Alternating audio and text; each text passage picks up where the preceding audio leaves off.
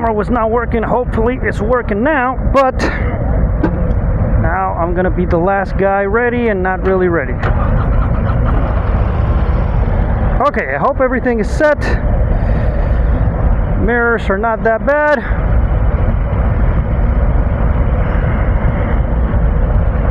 Well, hello there in YouTube land and welcome back to the channel. And today we are on top of the Road Glide ST, and we'll do a walk around video so you guys can look at this beautiful bike, which is I don't know, I don't like the whole shark frame. Ta madre, no sé ni qué estoy diciendo. How about we try that again? Well, hello there in YouTube land and welcome back to the channel. And today we are on the Road Glide ST. And I've been wanting to ride this bike for a while. I actually wanted to ride the Street Glide ST, but they don't have it here today for some reason. And so we'll have to do it with this one. I just want to make sure I get a chance to check how the sporty version of the touring models, the performance baggers and Harley's the lineup feel. Now so far, even though I just sat on this bike, I can already feel the seat is hard. It's like sitting on a piece of wood. And then well, the suspension is also, I mean, just by sitting on it you feel that it's hard. So it is going to be a sportier ride. Now this one has the 117 Milwaukee 8 engine. What's happening? What's happening? So it's going to be, well, the most performance-oriented bagger on Harley's lineup. Even more than the Street Glide, because this is the one that they based their Mission King of the Baggers race bike on. So we'll see if it makes any sense, right? A performance bagger.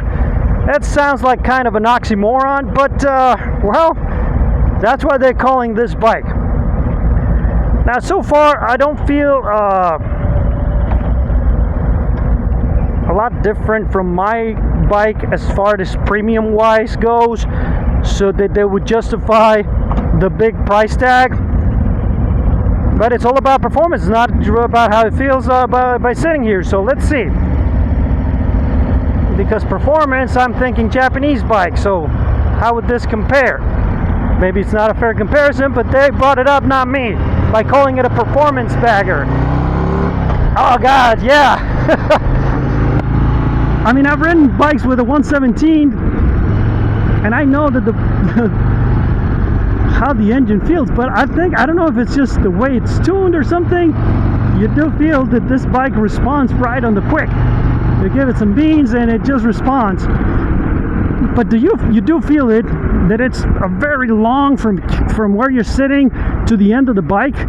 So that's pretty weird if you want to be riding really fast. It does feel a lot different from any other Harley I've ever ridden so far. I mean, I just rode 100 meters, but it feels that, yeah, it's going to be a lot of fun in the twisties. So it would be awesome if we can get one of these bikes out there, see how it handles. Nope, that's not neutral. There it is. To see how it handles itself against, well, competition like my R7, for example. This one being a lot bigger, but it does have 3 times the size engine. So would it be a fair comparison? I don't think so. But as I said, I didn't bring it up. Harley brought it up by calling this thing a performance bagger. Okay.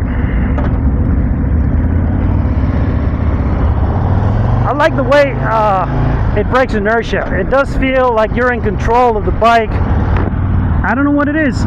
Maybe the handlebars are different. It's such a weird experience. It's not a bad experience. It's just different. And I understand, I absolutely understand that somebody, it's like it's such an American thing to do.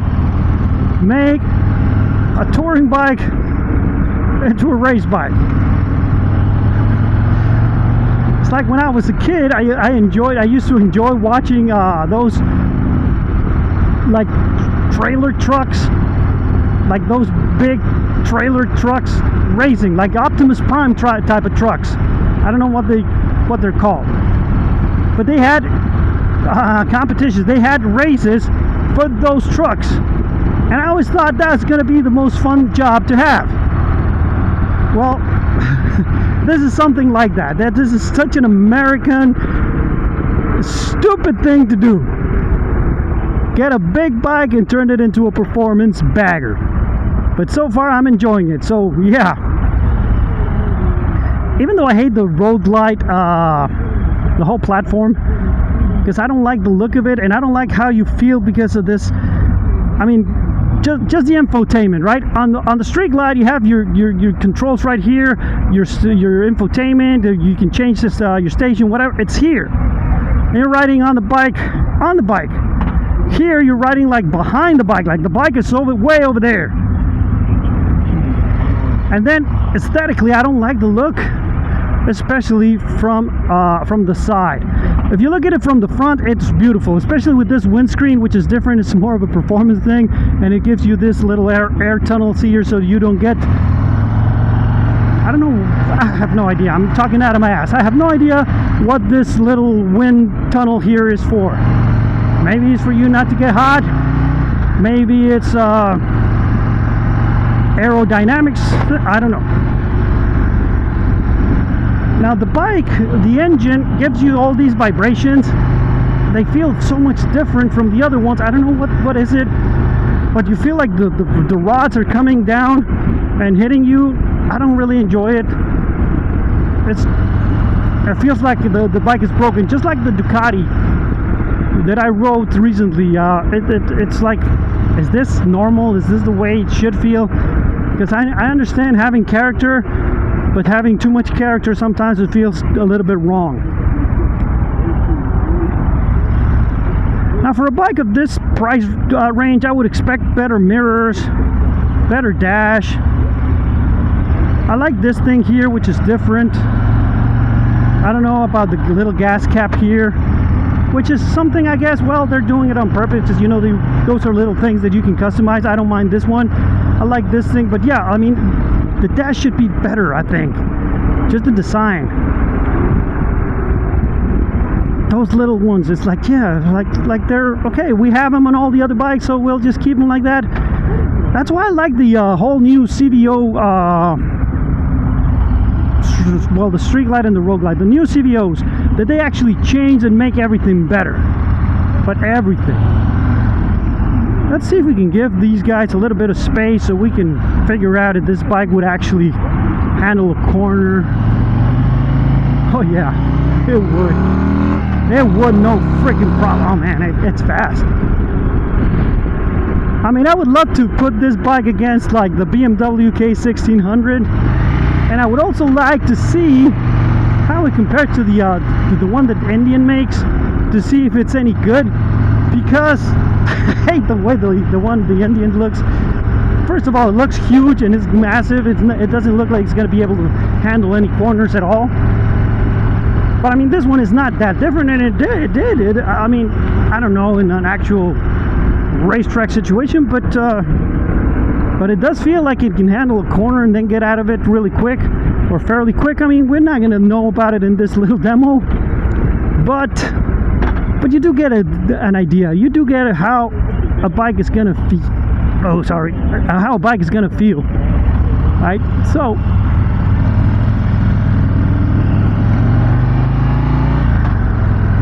now coming down from the Ultra that has a very nice suspension, this one is, well, it's not very unforgiving. You hit the bumps and you feel them on your spine. Alright? So unfortunately, that's one of those things you have to give up. But there are companies that show you that you don't have to. There are suspension elements that you can put on a bike. I mean, I'm talking about things like my Suzuki GSX-S 1000. that bike is very built for the street, and the suspension is very soft to handle the bumps. But when you give the bike the beans, the bike gets planted and you don't feel like it's squishy and jumping all over the place like my little R7 does sometimes.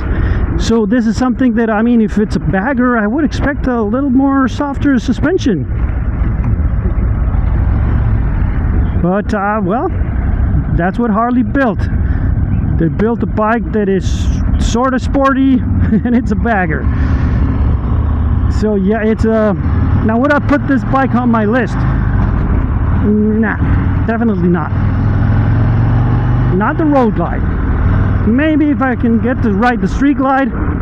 But I mean, I found if I'm going to spend a lot of money on a bagger, on a street glide, I would rather try to get something like the new CVO. Wait until that new CVO trickles down into the base models. If there's something like that for a special, and on the specials price range, I would definitely go and buy another Harley Davidson touring bike that is different from the regular standard street glide. Because right now, the street glide standard has everything I need for a tour or for a bagger.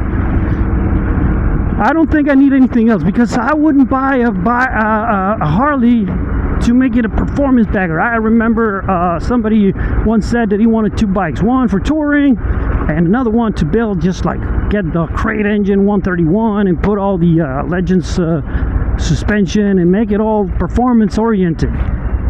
Well, yeah, that's gonna be a good project if you're a millionaire and you want to spend $40,000 on a bike that is sort of fast. I would rather just spend $18,000 on a super bike and kick that bike out of the water, right?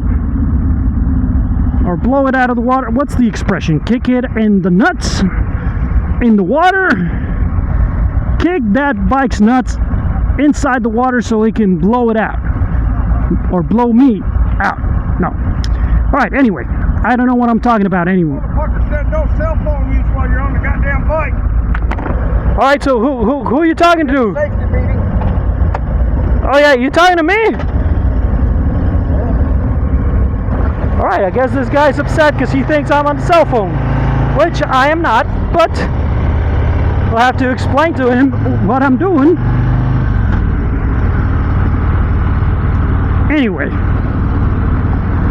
some people just want to fight with somebody and pretend that they're tough when they're not. And the funny thing is, well, he's gonna be on YouTube. Well, I hope I didn't record that stuff, because sometimes all the fun stuff that happens in my life, the thing is not recorded. So, a super bike, $18,000. One of the best super bikes, $25,000. This bike, well,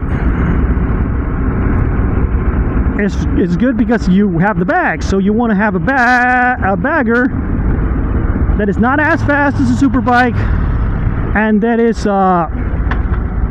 not as comfortable as an actual bagger. So I don't know. I would not put it on the list, unfortunately. I mean, Harley, you did a good job on this bike. I like the way it handles. I like the way it performs. You do feel it, and it will be a fun bike to ride sometime. But I don't know if it justifies the. But I don't think it justifies the price range.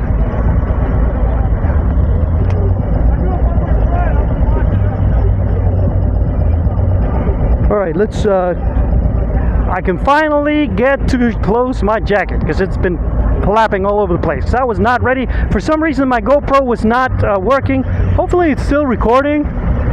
Yeah, it feels like it's recording. So the whole guy on the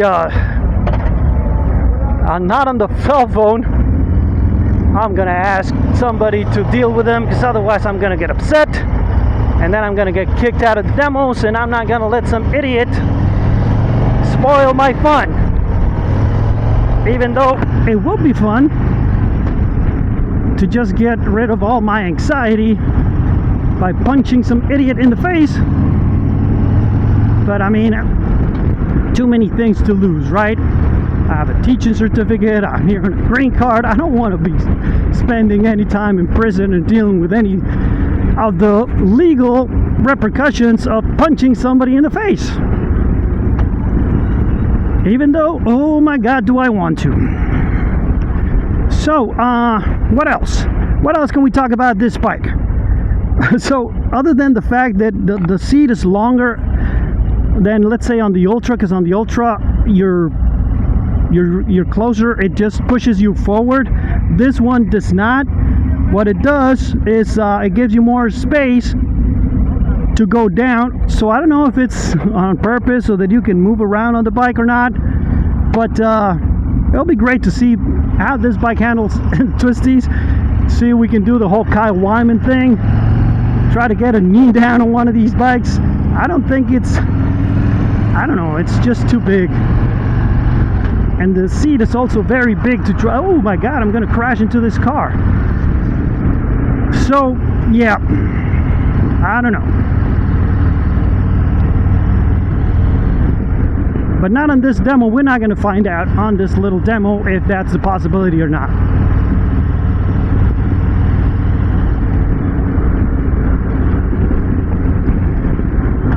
Oh, it has the infotainment system. Now the whole dash thing is the same as on my Street Glide, but the things on the speakers are going to be different.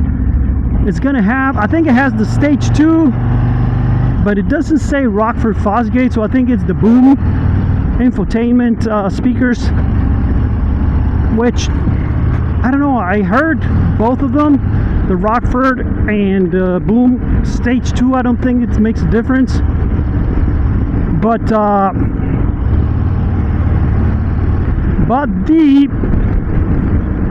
the stage 3 or 4, I think it's called, the biggest one, the Rockford Fosgate, is a lot more, it's a lot cleaner. It's not louder, because it's loud. The Boom is loud enough, which is one of those things that we were talking about it, but I think we didn't finish on the last video about on the Ultra, is having a stereo on your bike.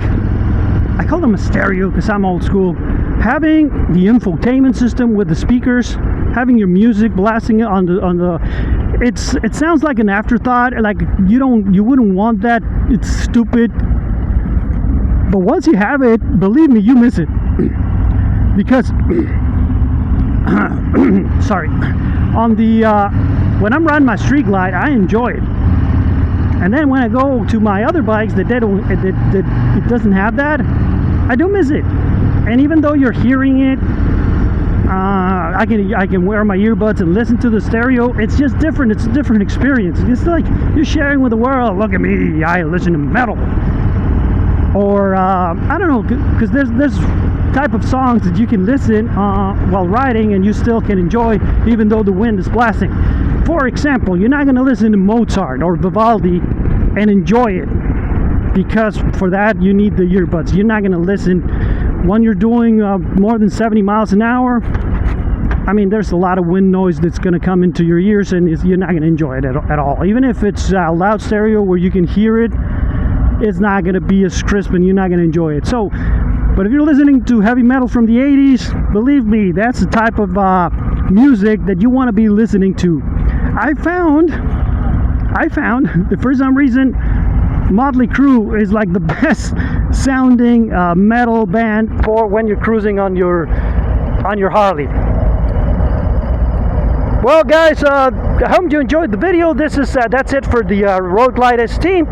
Remember, if you like the video, so give it a thumbs up, subscribe, hit the bell button, and share it with all your friends. If you don't like the video or me creating those videos like this guy did, well, share it with all your enemies. And I'll see you guys on the next one.